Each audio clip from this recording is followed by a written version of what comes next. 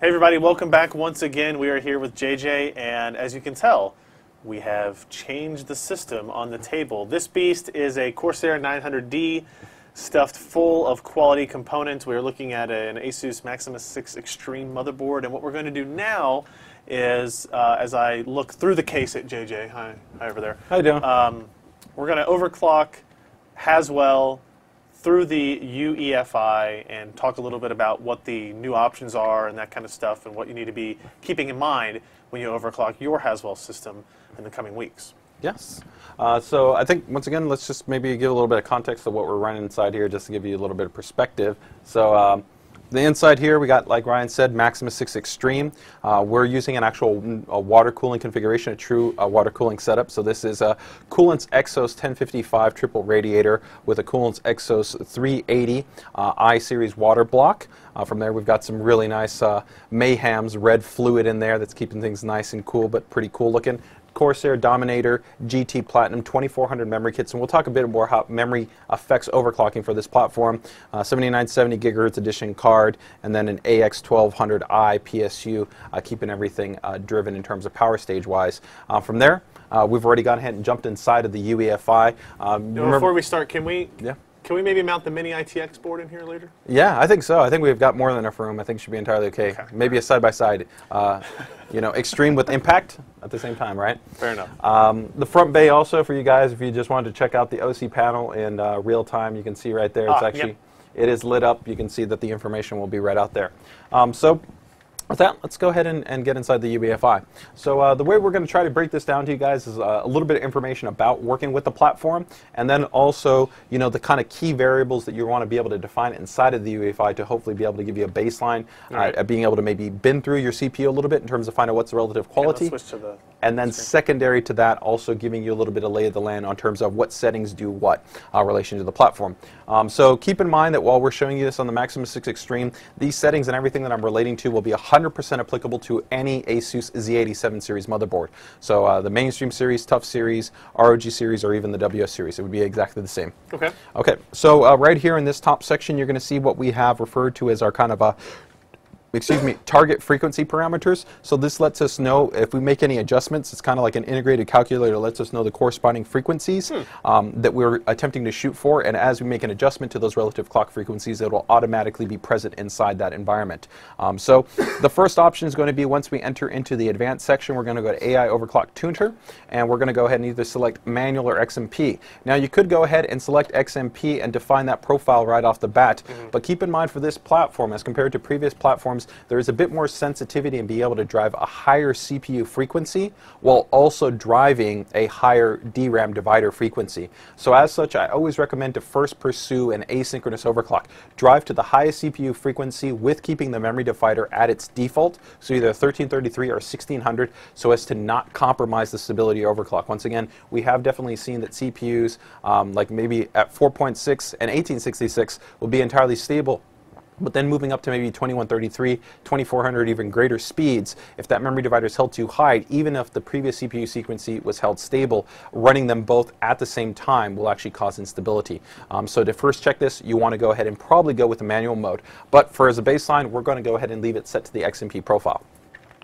Now, the next step is going to be the CPU strap, as well as the BCLK frequency. Now, while the CPU strap has been introduced for this generation, and it gives you more granularity at how you could go ahead and define custom DRAM dividers, for all intents and purposes, the majority of the overclocking from a consistency perspective is going to come from the multiplier. So it's not generally something that you're going to need to worry about. So it's similar to Sandy Bridge, Ivy Bridge in that regard. Correct. I mean, if you really wanted to go ahead and have some tweaking and tuning capability, if you set this to a different memory divider, what you could do is you'll have some different dividers that are available, such as I could go in here and have, let's say, like a 2000 memory divider, which normally wouldn't be available to you.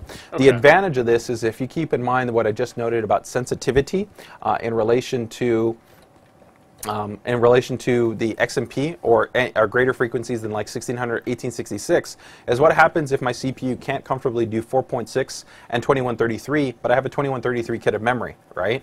What that might mean is that you could set a strap instead and use the 2000 memory divider and overclock to 4.6 with 2000 to still maybe semi-utilize the higher speed memory that you've purchased. So you can maybe take a little bit more of an advantage. But otherwise, outside of that, you wouldn't really be utilizing the CPU strap or the BCLK. Okay. Okay. Next step up is going to be the core ratio adjustments. You're going to have two options. One is going to be sync all cores and the other is going to be per core adjustment. We're going to go ahead and utilize the sync all cores, but ideally you would want to consider a per core. This generation platform has a bit more sensitivity in terms of the quality of CPUs that can reach a higher CPU multiplier. In previous generations, I'd say the majority of CPUs were comfortable between 46 to 48. Here you're going to probably see more CPUs in the line of about 44 to 45, with definitely there being the possibility to have CPUs that do 46, 47, and even 48 multipliers. Okay. But with that margin being in play, it may be that your CPU can't actually achieve, let's say 48, right? But it might be able to do 48 on 2 cores and then 47 on all cores. So it's just an option in terms of being able to maximize what the maximum capability of your CPU is. So you do want to keep that in mind. But we're going to go ahead and go with the sync cores, and we're going to choose just 46 initially, just as a baseline to give you an example. So you can see there we've already set now the target to 46 and 24. Continuing from there, there's a new option that we have here is what we refer to as the cache ratio. This platform has what's referred to as a ring bus. For guys that are familiar with previous platforms, it's kind of like an Encore, and that frequency ties into general IPC or system performance. Ideally, what you would want to do is keep this cache ratio parity with your CPU frequency. The closer this is to what your corresponding CPU frequency is, the better the performance is. Okay. Now, we have built-in auto rules. The users, as you guys, don't need to tune this. But if you want to shoot for maximum performance versus maybe being the smoothest level of overclocking, you can manually define this parameter. You do not need to, once again, define this. But if you want to maximize 100% best performance, then you would want to actually set this as 46 and also 46. Now keep in mind though that CPUs will even further diversify themselves in terms of the quality of the CPU. A 4.6 and 2400 capable CPU won't be the same as a CPU that can do 46 with a 46 cache ratio and 2400 memory. That's already a better quality CPU. So there's multiple subsets of the quality of the CPU. So in your experience, is there a lot more variance with this generation of architecture? It's quite a bit more variance, you know, but like I said, the majority of CPU is going to be targeting about a 44 to 45x with varying levels of voltage, as we've originally discussed, in terms of the range, because like I said, the range could be anywhere between about 1.15 to about 1.4 depending on the frequencies that you're shooting for. So and that's even for the same frequencies per CPU. So 1.15 for 4.6 and another 4.6 at 1.4. But we're going to go ahead and keep ours because our CPU quality is pretty good for this chip, so we can go ahead and run a native cache ratio. Now keep in mind that if you had attempted to, let's say, go to 47 and I couldn't get to 47 even with the corresponding voltage increase, you can go ahead and either continue to use our auto rules, which is what I would recommend, just leaving this to auto, but if you wanted to manually define this, what you could attempt to do is target in a reduction of the cache ratio between 200 to 300 megahertz. So an example of that would be if I ran 44. So overall, core is still king here in terms of the higher the frequency, the better. So it's okay to take a little bit of that reduction in that cache ratio. But keep in mind that, once again, like I said, parity is the optimal in terms of that, while letting our auto rules play into value is going to probably be the smoothest experience. Okay? So we'll go back to 46. Excuse me. And then we'll go back to 46 here as well. Okay. From then there, some of you guys might be familiar with previous generation internal PLL over voltage. You do not need to worry about it. You do not need to touch it. It is inherently built into the CPU architecture for this generation. We have a force flag built in this because we have found a few, I'd say, not fully analyzed variances within the CPUs. At this point, it's probably over 600 CPUs, a very, very, very small percentage that have a possibility that if we force the flag, we somehow may gauge a slightly better chance of having an improved CPU frequency be attained. But in most situations, you never need to trust it. But if you kind of want like a Hail Mary option, this would be kind of like a Hail Mary option. Gotcha.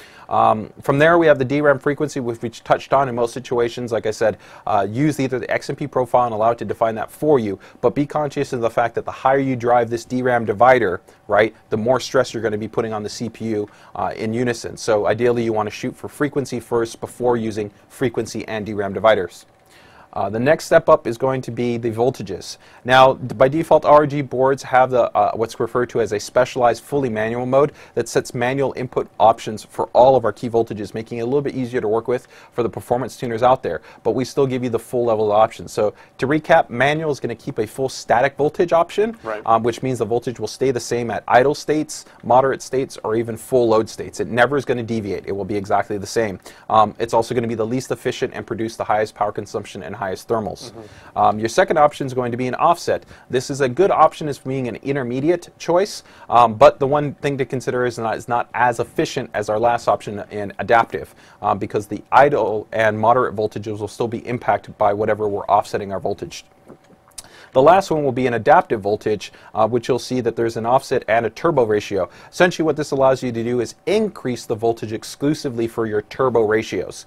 So this means whenever the CPU is actually in its overclock frequency, it'll increase the voltage, and when it's not in those frequencies, when it's going down to idle, it will not apply any additional voltage. Right. This is our optimal choice, but ultimately, depending on how you stress test your system, one is probably a better option than another. If you want to stress test your system using real-world applications and normal applications that don't have those specialized instruction sets that we've talked about, then go with an adaptive. Okay. If you want to use unvalidated or synthetic applications, you're going to want to use a manual-based voltage because the voltage won't increase under load. So just for that reference, we're going to go ahead and shoot for 1.2. Now, I've given you guys already this 46 multiplier along with 42. With 1.2 voltage. Right. If your CPU can post and boot at this effective frequency and voltage, yep. you have what we would consider to be a pretty great quality CPU. Oh. Not outstanding, but a great quality, above the standard margin. Okay. Okay. So this is an easy baseline that you could just try. If you plug these in and your system was to post and boot and pass some basic stability tests, right. You've got a pretty good chance as far as it being a pretty good quality. We should point out that JJ is not saying this as an Intel rep. He's saying this as somebody who their team has tested. How many did you say? I personally myself am probably close to about maybe 90 samples, and as our completed right. team, we're now probably around 600 or so. Okay, yeah. So that's a pretty good sample size, better than what I would have access to as a reviewer, what anybody would really have access to as a reviewer and editor. So it's really useful information to kind of know, even for us when we first start getting our platforms in and deciding, is the processor we have going to be a good overclocker? Where does it fall into this range of metrics? And I was actually, in our testing, we hit 4.6 at about 1.2, 1.21. Yeah, so that's actually a pretty good. That's a pretty good sample. And keep in mind, for you guys that are on basic single radiator 120 millimeter fan solutions like a Corsair H80 or H80i, yep. Your maximum probably voltage limit with a synthetic stress test application is probably going to be about 1.25.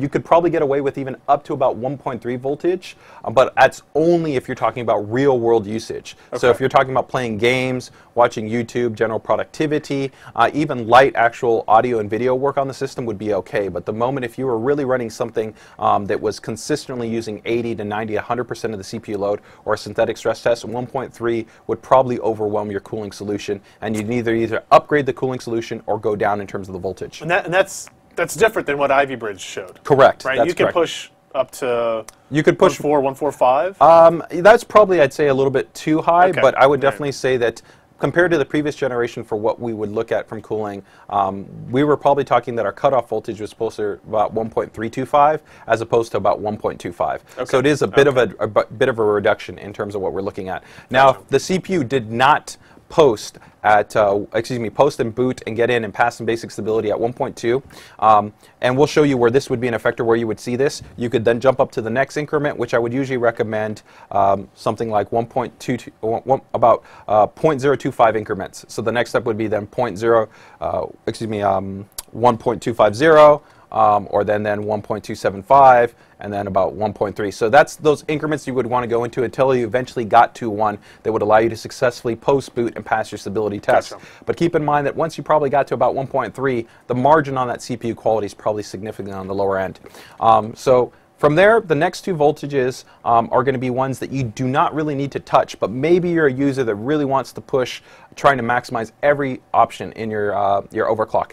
So if you remember, we set this XMP. Let's say that everything passes 4.6 at 1600. We've got 2133 enabled memory. Anytime I enable the 2133, the system is not stable. Now this system, and all our boards have been validated 2800 memory, no problem. This M6E that we're running has actually already done 7 gigahertz plus with 4200 memory. Okay. So the headroom's there in the board design and the UEFI tuning, but the margin of the CPU is going to dictate a lot of these variabilities. What you can do is there's this specific voltage that's called this analog I/O voltage. These help to stabilize the communication requests between the DRAM and the IMC. So modifying these can help. Now the key thing is that more voltage here is not always better. It's more of a question, every CPU has a characteristic input voltage that it likes. As opposed to that more is better. Whereas CPU vid, generally the more you give in relation to your frequency, probably the higher the scaling will be, right? That's not the case here. Some CPUs may like 1.150 and other ones may like 1.2. You really just need to try a couple of variances up to maybe no more than maybe about 1.250. On these option to see if that will maybe allow the memory to stabilize and allow you to utilize a higher memory divider in relation to the high CPU frequency. If you're not interested in having higher DRAM dividers, once again, you do not need to worry about it. Also, you can also trust in our auto rules where you don't need to make an adjustment to this if you don't want to. So outside of that, all the other parameters inside the UEFI are 100% written auto rules. I feel confident, and we'll show you some results that you do not need to worry about changing any of these other settings on your system. So you can keep these consistent. So pretty much all we've changed, if you look here, is going to be XMP, the core ratio, the minimum and maximum core ratios, and then from there our voltage. At that point we're done, so we could go ahead and just press F10 and we would see all our changes and we would reboot. So we're going to make one last change after we reboot in this, and we'll show you just quickly a baseline for 4.8, but that will give you some quick context on how to work with overclocking on the Haswell based platform. Now there's a couple of things to watch out for. When your system is rebooting, when we go back in for the 4.8, we'll show you one last setting which has to do with what's called MRC. MRC is a very important part of overclocking that a lot of people don't consider.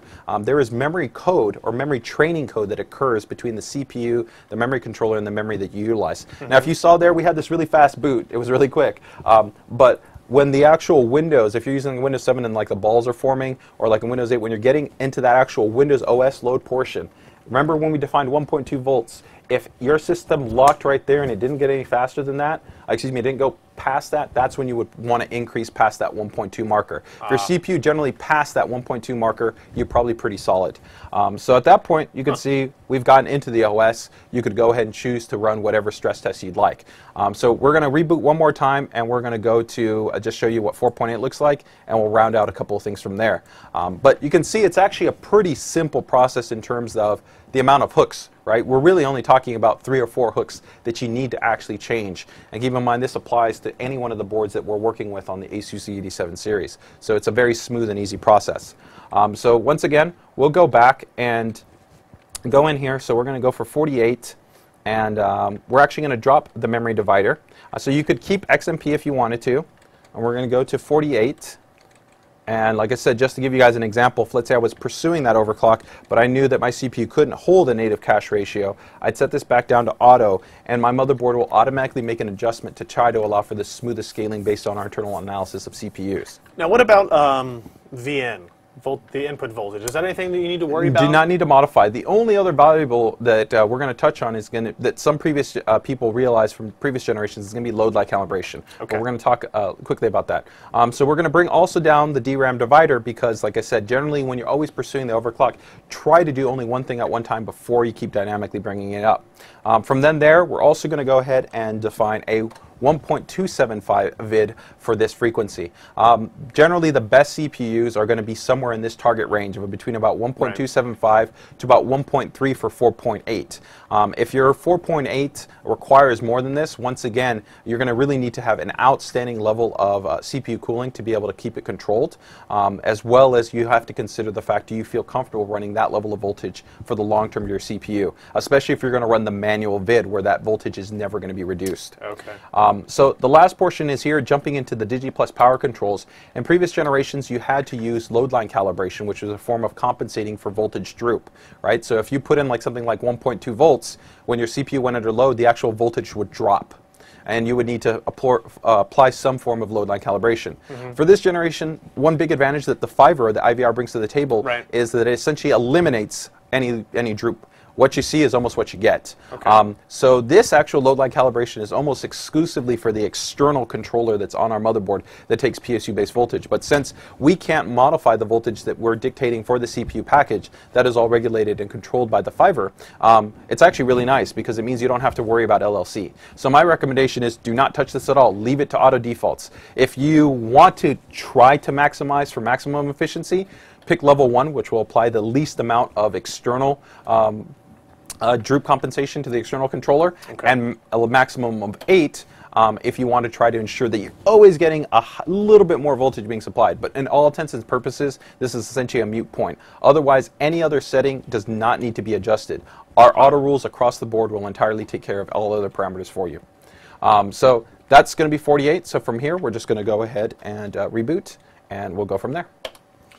So what do you has overclocking gotten easier or more difficult?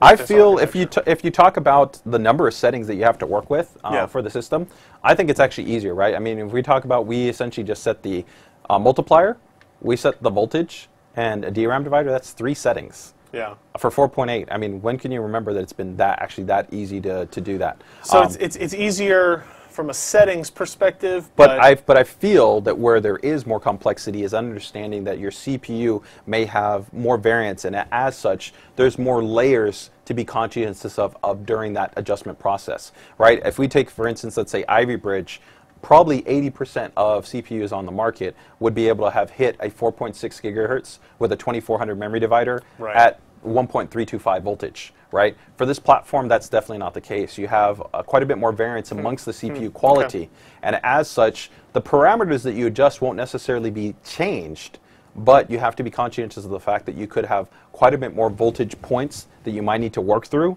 You might have to consider more thermal solutions, plus having the permutations of having the ring bus, which you didn't really have to account for in the previous generation. And then also having to account for how the DRAM divider affects your overclocking experience as a whole as well is also another factor. So I feel that there's more things to keep in mind, but ultimately, in terms of the simplicity of what you have to account for, it's a lot easier than even X58, because you don't talk about you have to disable any power management settings, you don't have to maybe adjust any C states, you don't have to do any of those things. It's easier, but I think there's more to be conscientious of. Fair enough. So that, of course, brings us, into the OS, and we can see now here we're good to go, and we would have our overclock, and we would be good to go. So that pretty much gives you guys some perspective in terms of how to overclock the platform. Some of you guys may wonder, how can you force the CPU frequency? If you notice, my CPU frequency right here is going to actually be set to a lower value, right? So only if I put it under load is it actually going to go ahead and come under something. So let's say I just go ahead and click on one just as an example, and I do that, right? Well, then see, I have my 4.8, right, and my 1.274. So I'm great in that regard. But if you wanted to, for whatever purpose, keep your CPU frequency consistent and consume the most amount of power and produce the highest amount of heat, you could make sure to go to your power settings here and choose a high performance parameter. That is the only way to then make sure that you're fixing the CPU frequency. So that is something you have to be conscientious of if you want 4.8 all the time and you don't ever want it to drop. So that depends on the user. So I think that wraps up the manual level of overclocking. And you think any other questions on that? If not, we can show maybe some cool RAMDisk stuff. I think let's do. We got only one or two more demos. We're gonna do the RAMDisk. I think we have another thing we need to give away. Yeah. What are we giving away? We're giving away the Z87 Deluxe Dual. Dual Thunderbolt, man. Thunderbolt. $80 AC. I need 10 SATA 60 Now ports. I can't see you anymore, so I'm just gonna pass this paper on the back and hope that you find it. Okay. So write down, figure out your question, write down your answer, and then pass it back across the It's the voting divider. The voting divider? All right, all right. What it is. I can do that. I can do that. So what are we thinking? Difficulty scale? I mean, this is a pretty awesome board, right? I mean, it's going to come. Yeah. It's going to come with NFC in the box. Difficult. I don't want it to be answered quite as quickly as that one. Okay, so you want a little little difficulty here. This is an awkward conversation. Oh, there he is. Okay. And after we give this away, I do want to remind everybody, if you haven't done so yet, to go to PCPro.com, look for the page that talks about this live stream, and you can, there's a form that you fill out with your name, your email address, and what is your favorite ASUS lineup of motherboards, family of motherboards, and why. Yeah. You have to be a registered user on the site, fill that out, and then you can actually win a Z87 Sabertooth. So we actually technically have 2 things left to give away. One for a trivia question over here. Okay, I think I got it. All right, and then one more that will be random draw based on your submission to that. Oh, wait, sorry, I think I forgot to put the answer. You put the question, not the answer again. And this, we just do this to keep JJ honest. You know, we don't need any more problems. This guy. All right. So what's the question, JJ? All right. So you know, ASUS has always been kind of an innovator, trying to bring the best performance-oriented features to the market. So a while back ago, we actually launched a really cool technology. You know, it was another big first for us, where we enhanced USB 3 storage performance. Now there are different operating protocols. So what was the actual operating protocol that we implemented to allow us to enhance USB 3 storage performance? Doesn't matter. The answer is already out there. It really? Yep. Wow. Sconbox. No? Right after the guess of Matlock. Was Sconbox. But apparently that wasn't a very difficult question, because tons of people are answering that. So that's great. Great kudos to you guys. I'm glad you guys are paying attention. You guys are paying attention more than some people that should be. So thank you guys so much. Are you talking about me?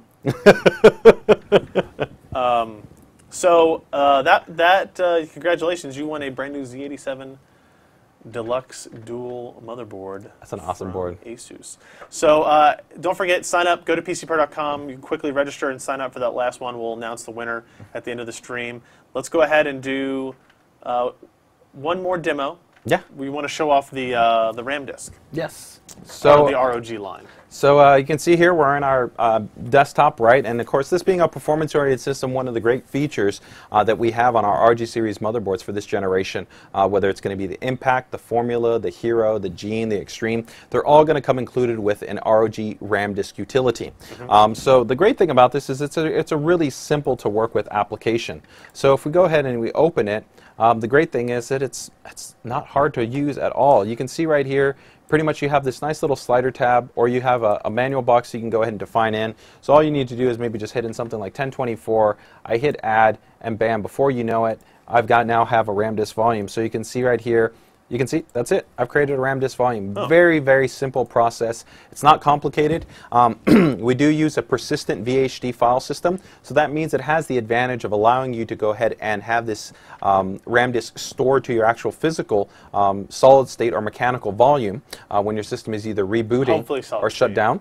And that allows you to go ahead and receive a benefit. Now this will slightly affect your post and your shutdown time, depending on the size of the volume. And on average, if you're probably looking somewhere between about an 8 to 12 gigabyte volume, you're probably looking somewhere between about 3 to 4.5 minutes as far as it affecting that. But of course, you get this huge increase in system performance by benefiting from this. Now we do have a built-in autosave routine as well. So depending on the amount of time that your system's been running, you actually might not even get any downtime in the shutdown, because if it writes it while your system is actually still on, then you don't even have to have it occur when your system is shutting down. Interesting. Okay. Now, in addition to that, we also have a special junction mode. The junction mode is really cool because let's say you want to take advantage of the RAMDisk, but you don't want to install an entire program, right? So maybe we have only 16 gigabytes versus 32 gigabytes, but we want to run BF3, right? BF3 is a pretty big game in itself, so you could install that all to memory if you wanted to.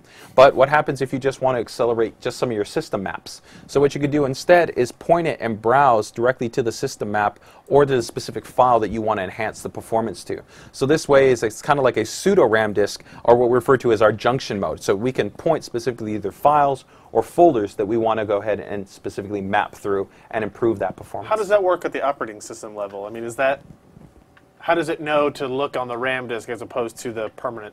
That's mapped through the application. That's all written within there. That allows us to go ahead and maximize and ensure that's going through and being registered directly as that readable volume or writing volume. So that's a really nice option. And of course, for you guys, you know, if we take a look at system performance, it's pretty straightforward. Now here, this is probably a best case scenario. If we take a look at the two numbers, right?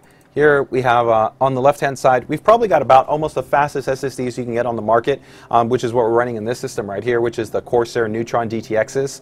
They have a really, really robust level of performance. About 1 gigabyte sequential-based performance. Write performance is outstanding as well. But here on the other end, of course, we're running a RAMDisk-based configuration where you can see we're approaching almost 10 gigs of throughput, right? So it's really not a comparison. It's a really great level of functionality and value to be able to integrate. And you can see here we also even give you this really cool ROG Crystal Disk themed little application to be able to test your performance should you want to go ahead and check to see what your performance characteristics looks like in comparison to not only your current volume, but of course your RAM disk volume.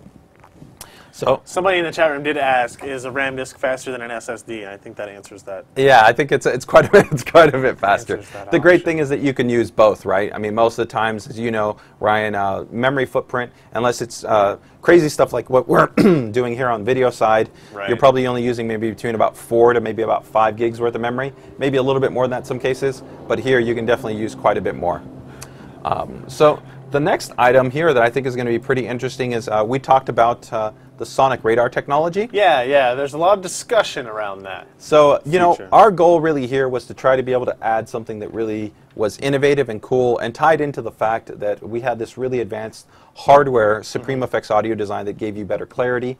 You know, you improved the volume and the gain, the separation, the tonality, but we wanted to even give some other cool aspects. So we talked a little bit about it in the ROG feature overview on the boards that feature Supreme Effects, but here we've actually got a video to show you what it looks like in-game. All right. So let's go ahead and bring this guy up here. And keep in mind, this was finalized, this video was set when we still were developing it. So this was like an alpha stage. We've gone through one more revision. So things are still kind of being tweaked and tuned on at this point. And it's something we're going to continue to be fine-tuning over the next month as we receive additional feedback. But as you guys can see right here, we have the on-screen HUD. It's showing you a real-time visual representation of all the audio in-game. And not only where it's relation to, but how many points of distinction it has. Now, in this current implementation, it's pretty much set to optimize just generic audio profiling. But we can go into the game engine and we can optimize per specific sound signatures, so such as gunshots, footsteps, or in this game, where of course it's a Counter-Strike map, if we have bombs, we can even set it to do bomb-based detection. And depending on the games, we can further customize the actual detection mechanism to be specific to signatures that are only in those game environments. So you can imagine maybe in something like Team Fortress, right, where you got a huge amount of weapons in variation, maybe we have it more specialized to different types of environments or different types of sounds. We can also, depending on what your guys' feedback be, might even be able to do multiple points of sound signature recognition. So maybe you want footsteps and gunshots at the same time. So that'll be really up to you based on the feedback that we get from the user community. Now, you're going to see once it finishes over this portion, we'll show some of the more specialized functions as far as how to select these different detection modes.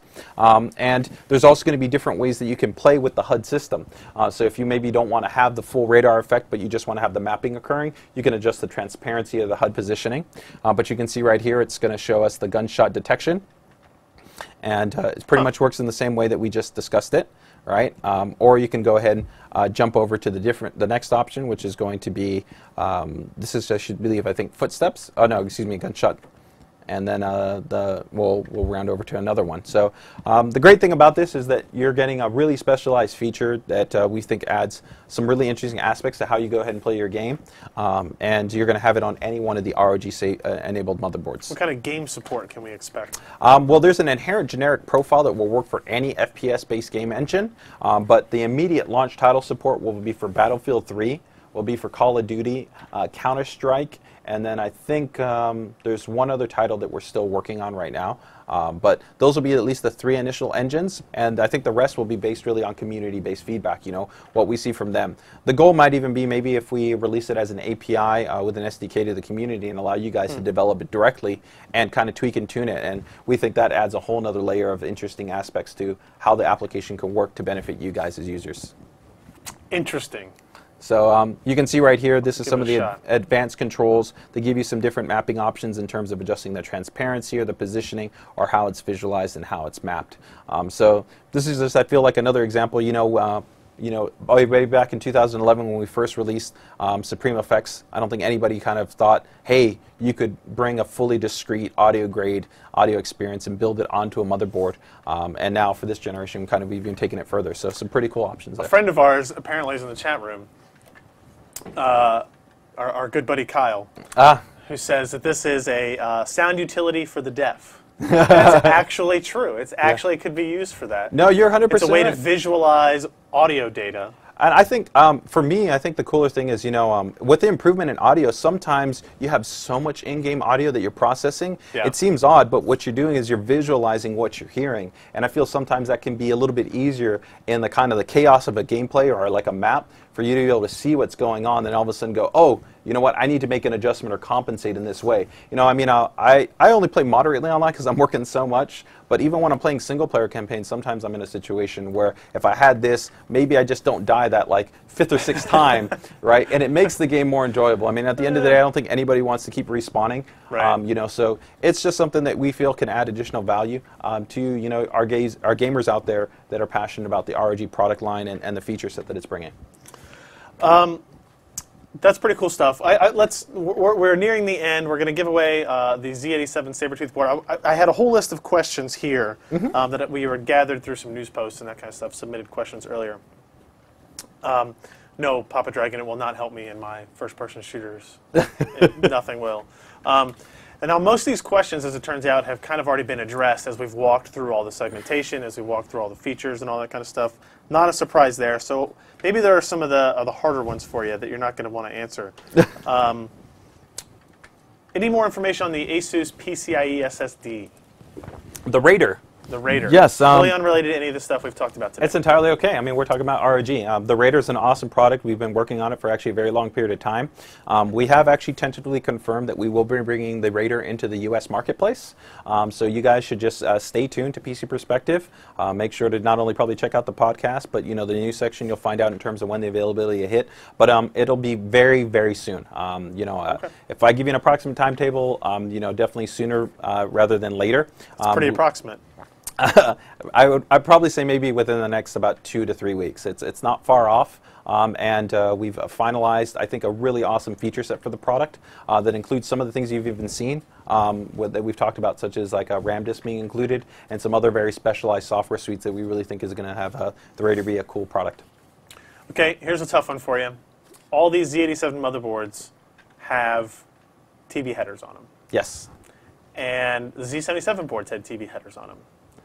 But there is no capability to actually purchase the Thunderbolt EX cards to utilize that. Why and when? Why? It's kind of difficult. One of the things in the industry that you have to consider as a vendor is multiple points of validation. And for us, we've actually completed all the validation on the Thunderbolt EX product. We feel confident in its functionality and its performance. But as of right now, there is a requirement that all Thunderbolt products be validated by Intel. Just to ensure the best reliability and functionality. But as of right now, there has not been a finalized commit date in terms of that time frame.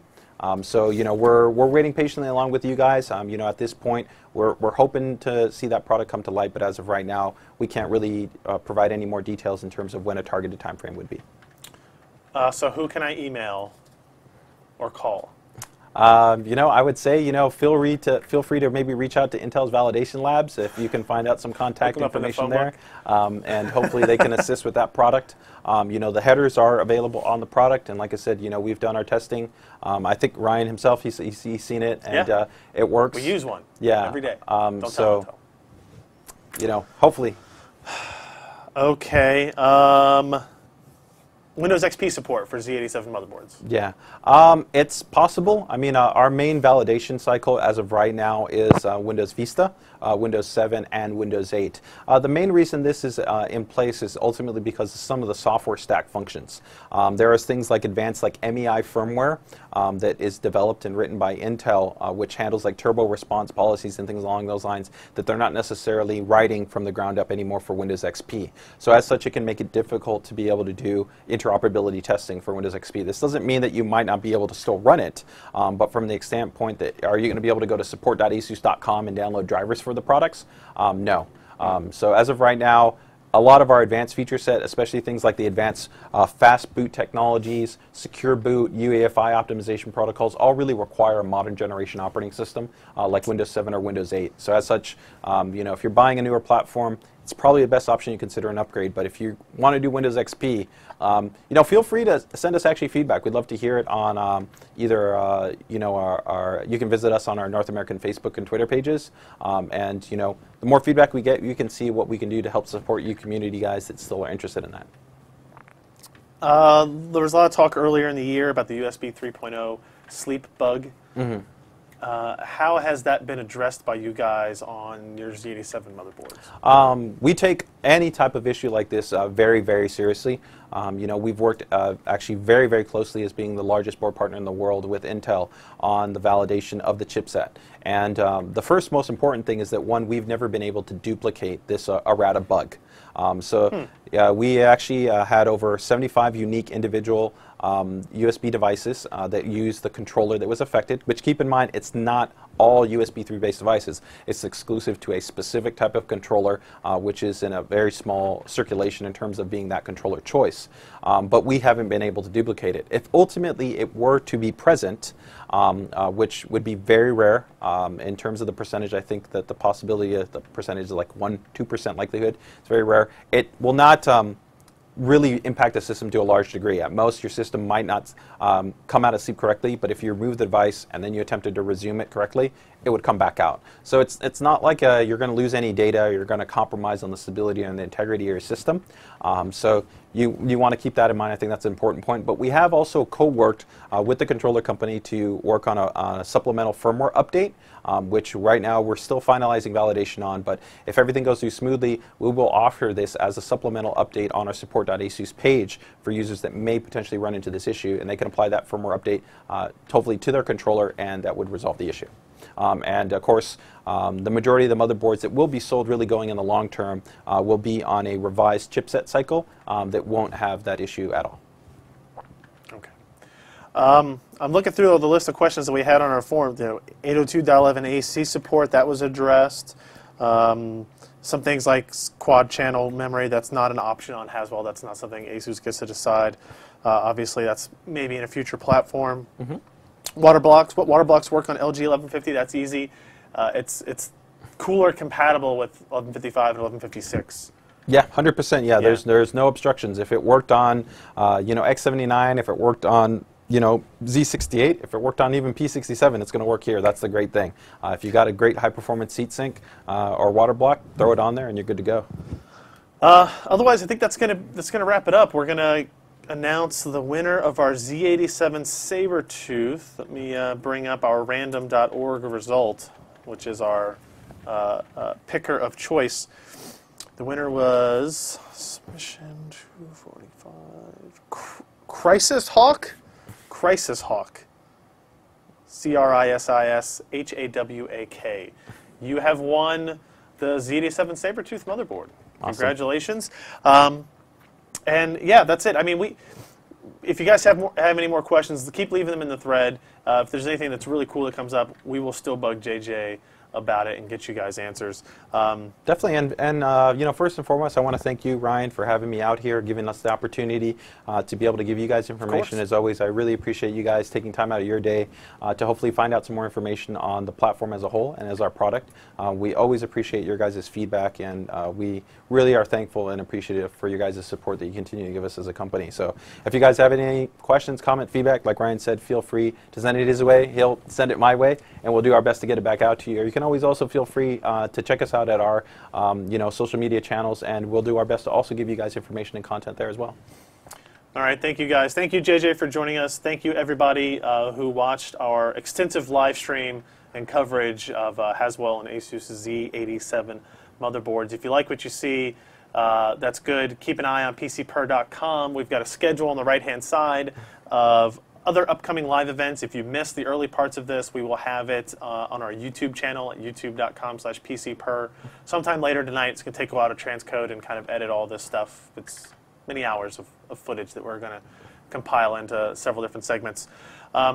And otherwise, thank you guys for joining us. We really appreciate it. If you want to stop back tomorrow night, Wednesday night at 10 p.m. Eastern, 7 p.m. Pacific, me and some of the other team members of PCPer.com will be recording our podcast that we do every week. And it's a little bit less formal, a little bit, sometimes drinking happens and that kind of stuff on that show. But we'll talk about the results from this. We'll talk about all the other Computex news that's come up over the week. And 4K monitors, right? And we'll be talking about 4K monitors and why they were not here today for this video. My fault, guys. My fault. It's JJ's fault. He's admitted it. It'll be rectified, I'm told. So anyway, thank you guys for joining us again. And if you have any feedback, send me an email. You can find it obviously on the website, or you can find me on Twitter at Ryan Shrout. Any feedback or thoughts or suggestions you guys have for these types of events would be greatly appreciated. We want to keep bringing guys like JJ out to talk to you guys, and we need good feedback in order to make that happen. So we will talk to you guys soon. Thanks.